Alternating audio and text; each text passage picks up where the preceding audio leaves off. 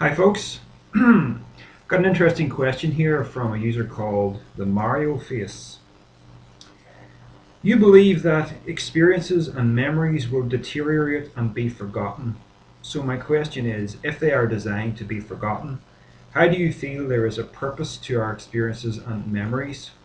Surely the experience of life is nothing if it cannot be remembered or acknowledged. Well, there is no doubt that our experiences and memories do deteriorate. That is everyone's experience. We can only remember fractions of our childhoods, and when I am 70, say, I will only remember a fraction of the experiences that I am having now at age 40. So that is what happens. So I suppose one way to try and inject meaning into your life is to theorize that when you're dead, all your memories that were lost will return to you. There are some problems with that, not least of which it's based on purely wishful thinking. There's simply nothing to indicate that that is the case, that your ego floats off of your body and suddenly regains 20/20 vision about everything that it's ever known.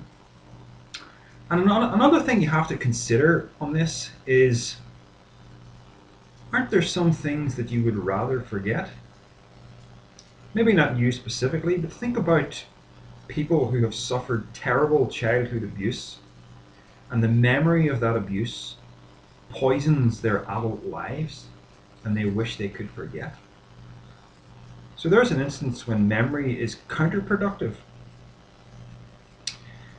In addition to that, do you really feel that you need to remember everything? I mean, if you think about yourself just now and consider the things that you do remember and think about the things that you have forgotten, does that really matter? Do you feel in any way incomplete, even though you have an incomplete set of memories? I know that I don't. And that tells me that the thing that I am really, focusing upon, the thing that I'm really trying to hold on to and not let go of, is simply the sense that I am real, consciousness, if you like, the sense that I exist. I'm not really worried about what particular shape that existence takes, about what's remembered or forgotten. I just want to exist. So everybody feels that, regardless of what their memories are. Memories only seem to be a means of allowing us to live effectively in the present moment. In other words, if you suddenly lost all your memory now, your life would be thrown into disarray. You would not be able to exist correctly. If you walk down the street, you would never be able to find your way home. So that is the function of memory, to allow conscious existence within body-mind in this arena of sense perception that we would call the visible material universe. So that's what they're for. They're not really designed to be this thing that we want to have permanent existence for all eternity. And if you really think about what that would be like, imagine living for a billion, no, forget about billion, how about a trillion years, both here and in whatever happens next after death.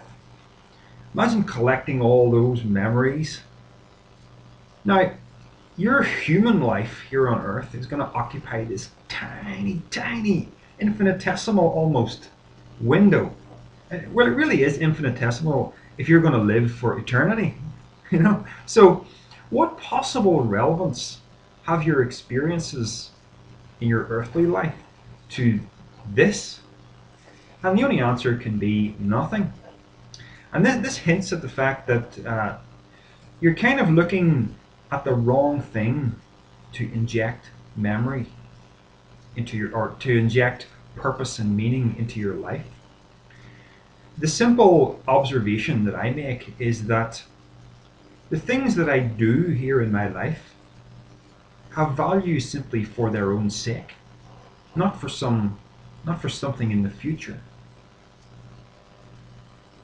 You can't really look ahead for meaning, you have to look now to the present. Because if you really do live forever, the idea of forever, it kind of becomes meaningless in terms of trying to hold on to your ego. Because everything's always in flux. Everything's always changing. And if it weren't changing, and time is just a measure of change, if it weren't changing, then the universe would be like a photograph, not moving, still. And that's like not existing at all, really, isn't it?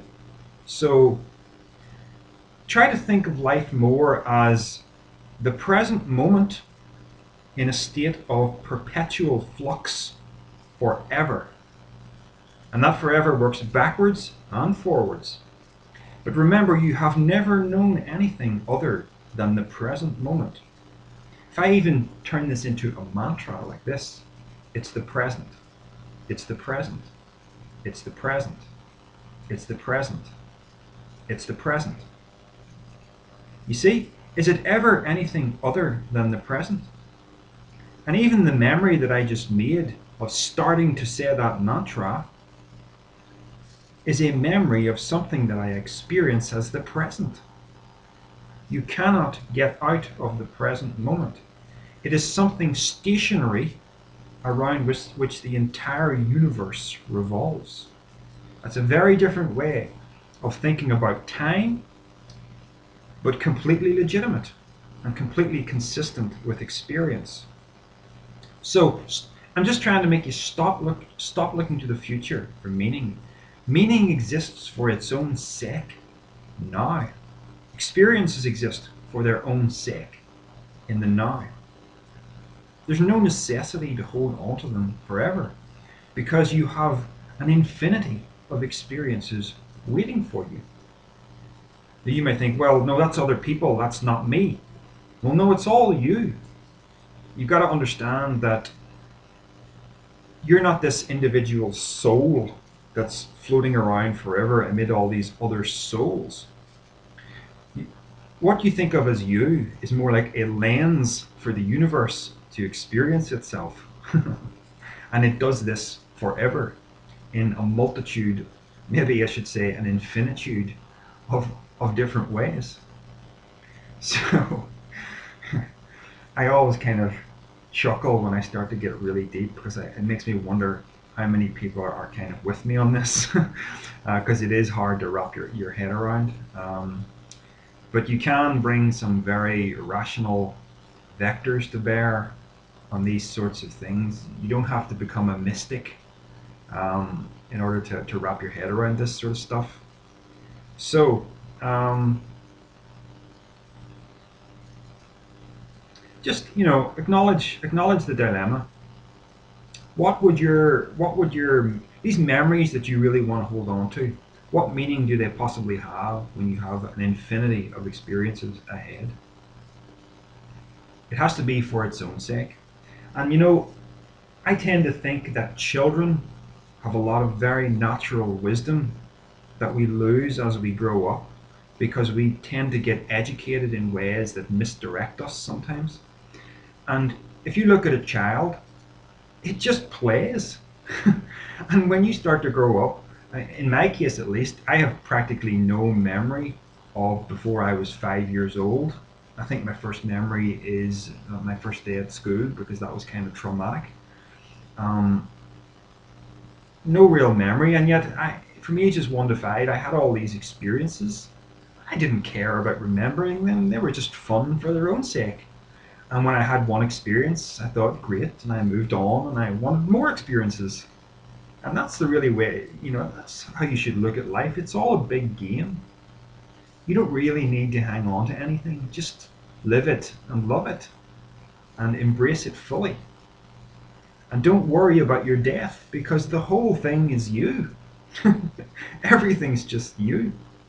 It's a very refreshing way to look at your life, I have to say. So have a think about some of that. Maybe some of that will resonate with you.